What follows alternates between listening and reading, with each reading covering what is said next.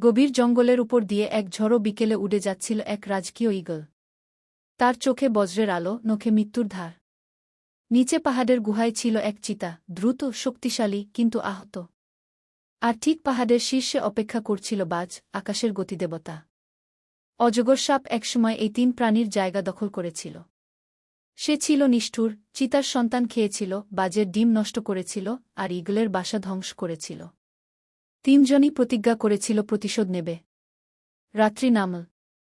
আকাশে বজ্রপাত, জঙ্গলে আগুনের গন্ধ। তখন ঈগল আকাশ ফুঁড়ে নিচে নামে, বাজ তার পাশে। দুজনের ছায়া মাটিতে যেন দুটি ঝড়। চিতা নিঃশব্দে গাছের আড়াল থেকে বেরিয়ে আসে। হঠাৎ মাটির নিচ থেকে বেরিয়ে আসে সেই অজগর, চোখ লাল, শরীরের ভেতর গর্জন। সে চিতার দিকে ছুটে যায়, কিন্তু ঈগল তার মাথায় আঘাত করে। বাজ এক বজ্রের মতো তার চোখে ঠোকর মারে। অজগর পেঁচিয়ে ধরে চিতাকে, কিন্তু চিতা দাঁতে কামড়ে তার গলা ছিঁড়ে ফেলে। চারদিকে ধোঁয়া, রক্ত আর গর্জনের শব্দ।